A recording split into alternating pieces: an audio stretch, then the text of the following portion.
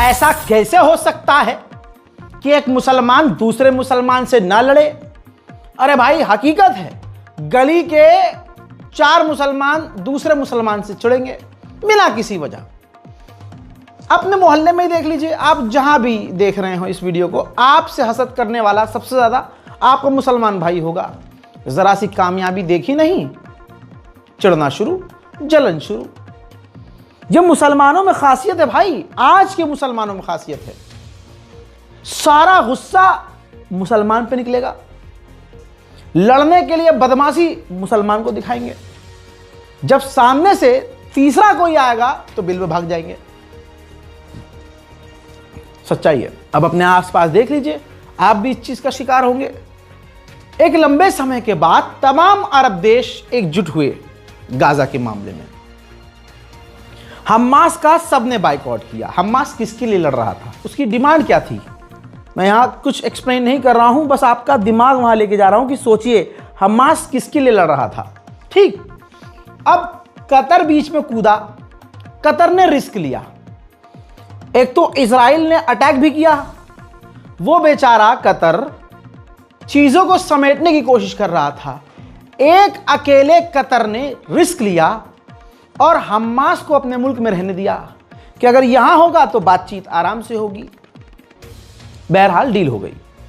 अब जब डील हो गई तो आपका प्यारा मोहम्मद बिन सलमान और यूएई, ये चंद अरब देश, सऊदी अरब, बहरीन और यूएई, मेन है इसमें सऊदी अरब, इसने वार्न किया है पूरी दुनिया को, खासकर मिडिल ईस्ट को, कि कतर खतरा बन रहा है।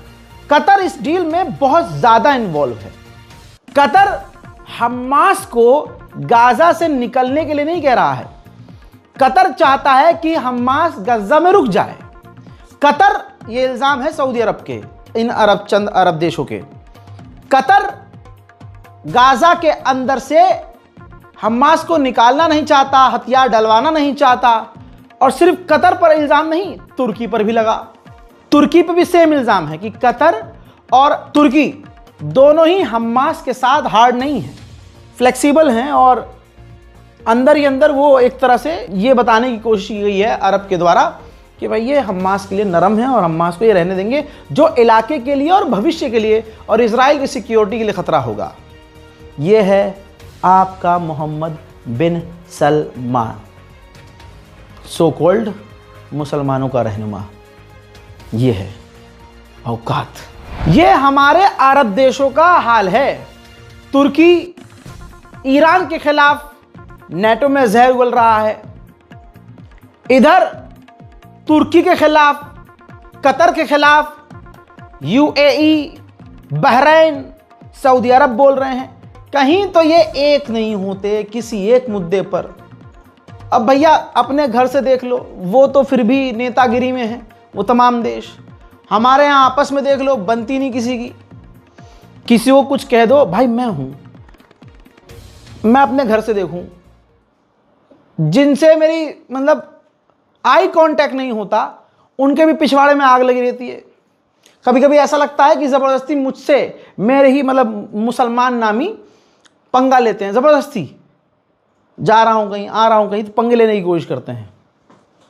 ये है, चीजें हैं हमारे यहाँ। कोई मुसलमान लड़की हो या मुसलमान लड़का हो, गुर्बत में जी रहा हो, एक लंबा समय मुसीबत से काटा हो, स्ट्रगल किया हो, और अचानक से अल्लाह जब उसका हाथ थाम ले या उसको कामयाब कर दे, तो पूरा मोहल्ला ऐसा लगता है कि आग के गोले पे बैठा है। हमारे बारे में झांट कुछ नहीं जानता, ज्ञान इतना पेलेगा कि अरे बाप रे, पता नहीं, अरे भाई तुम्हें इतना कुछ पता है तो तुम भी कर लेते, तुम भी कुछ बहुत कुछ कर सकते थे। आज कल तक बिटिया नाच रही थी, आज अम्मा भी रील पे नाच रही है। तो भाई नज़र में ये कामयाबी है। किसी भी चीज़ में ले लीजिए, आप अपनी बहनों को देखिए, अपनी बच्ची को देखिए, अगर वो नेक अच्छा काम कर रही होगी और सही रास्ते से कामयाब हो जाएगी ना, तो हमारे अपने ही आलोचना करेंगे। बहरहाल आगे बढ़ते हैं। मामला अब यह है कि मैं वो वीडियो दिखा नहीं सकता हूं, बल्कि वीडियो को पूरा ब्लर कर रहा हूं। हालांकि ये आगे से ब्लर करके दिखाया गया है, लेकिन मैं पूरा ब्लर कर रहा हूं। हजरात, जो फिलिस्तीनी कैदियों को लाशों को जो छोड़ा है इजराइल ने दिया है, जो फिलिस्तीनी डॉक्टर है वो बता रहे हैं कि हमने जब लाशों को देखा तो उनके हाथ पीछे बंधे थे, गले में रस्सी के निशान, बॉडी के अंदर मेटल पाए गए हैं। इससे साबित हो रहा है कि जेल के अंदर उनको टॉर्चर किया गया है। अब सबसे मेन बात, डॉक्टर बता रहे हैं गाजा के, फिलिस्तीन के जो लाशें बरामद हुई हैं, जो लाशें हमें दी गई हैं, उसके मेन ऑर्गन्स गायब हैं। तस्करी, अंग तस्करी, बॉडी पार्ट्स की तस्करी, ऑर्गन्स की तस्करी।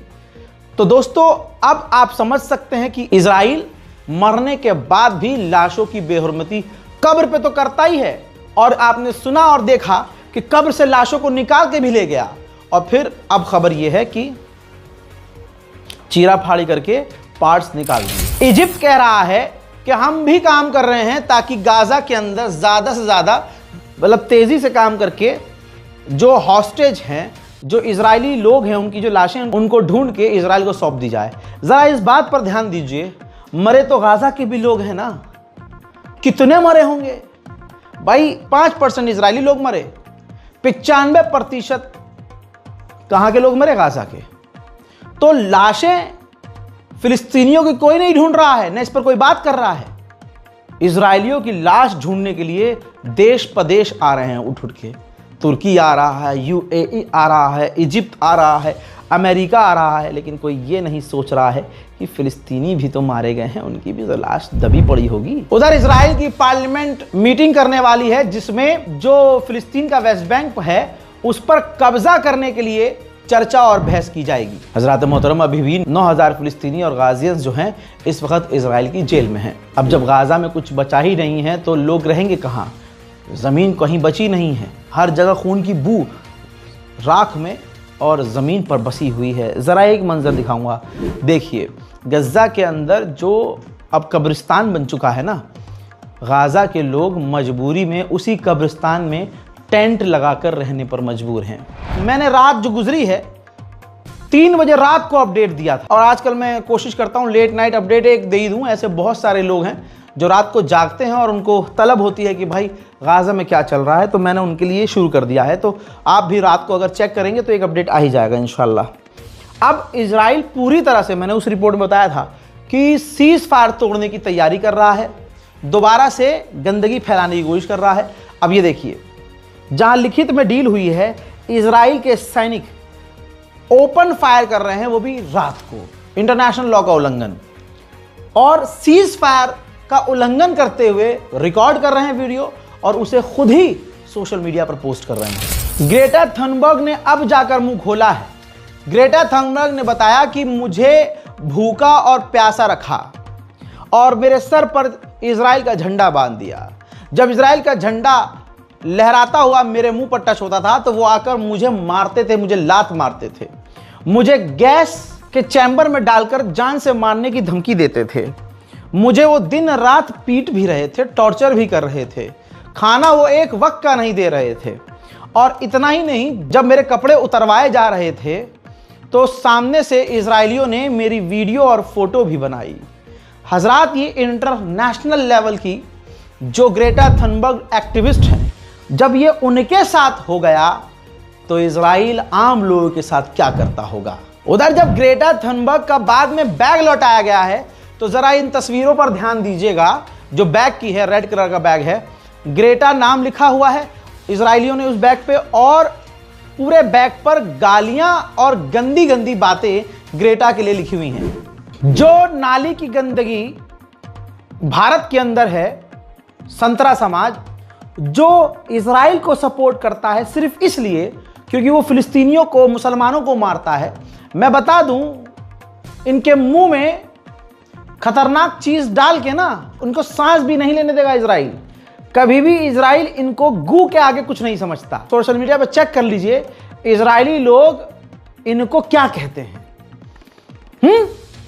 अब सुनिए, इजराइल अपनों के साथ क्या करता है, इनका क्या करेगा। इजराइल किसी का सगा नहीं। एक इजरायली ही लड़की फोटो जर्नलिस्ट फ्लोटिला में जाकर शामिल हो गई। अब जब वो गिरफ्तार हुई तो उसका बयान यह आता है रिलीज होने के बाद जिसकी हालत खराब है, बताती है कि मुझे लोहे की रॉड से बांध कर लटका दिया गया, मेरे पेट, मुंह, कमर पर मारा करते थे, मेरी सांस रोकने के लिए वो मेरे मुंह पर बैठ जाया करते थे। ये किसी और के साथ नहीं, इजरायली लड़की के साथ हुआ है। बयान सुनना चाहेंगे?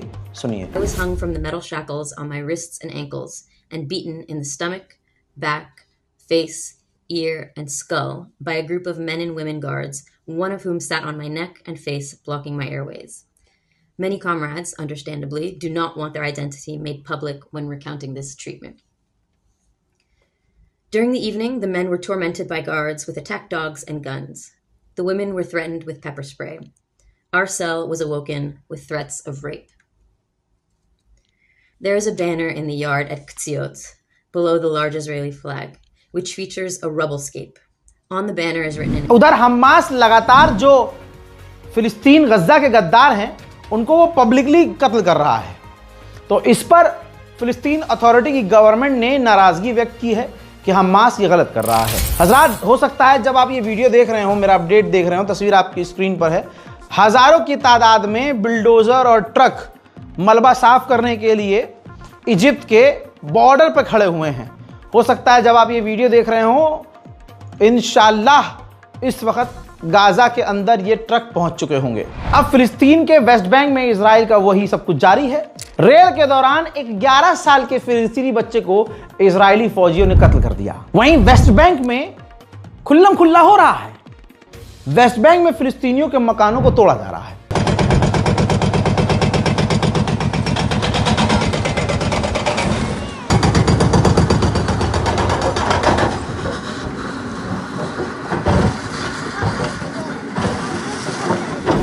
उधर आइए अब सेटलर्स की हरकत दिखाता हूं। ये सब वेस्ट बैंक में रोज हो रहा है। ये देखिए, इजराइल के जो सेटलर्स हैं, जो यहूदी हैं, वो वेस्ट बैंक में जा रहे हैं, जो फिलिस्तीनी लोग हैं उनको परेशान कर रहे हैं, उन पर हमला कर रहे हैं और उनकी जमीनों पर खुल्लम खुल्ला कब्जा कर रहे हैं। पूरी दुनिया के मुसलमान क्यों खामोश है समझ में नहीं आ रहा है। भारत के मुसलमान क्यों खामोश है वो हमें पता है, लेकिन आइए ये तस्वीर देखिए। फिलिस्तीन के वेस्ट बैंक के अंदर मस्जिद के अंदर आईडी चेक करने के लिए इजरायली फौजी जूता पहन के मस्जिद के अंदर चला गया।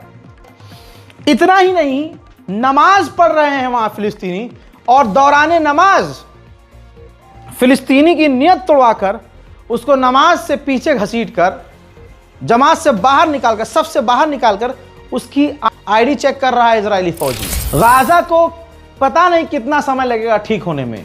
जो तस्वीर आ रही हैं वो गाजा के सफाई की आ रही हैं कि किस तरह से गाजा खत्म हो चुका है। हालांकि उसको अब ठीक करने की, मलबा क्लियर करने की कोशिश भी की जा रही है।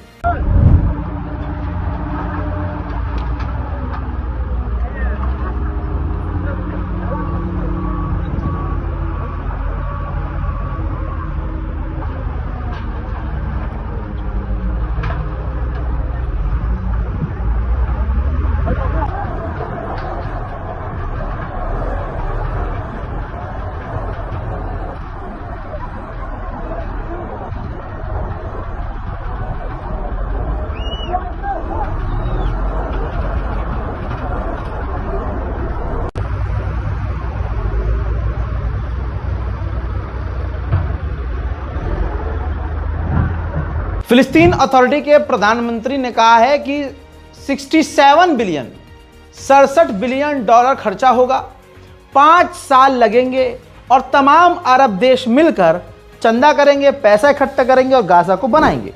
कोलंबिया के प्रेसिडेंट ने बहुत अच्छी बात कही।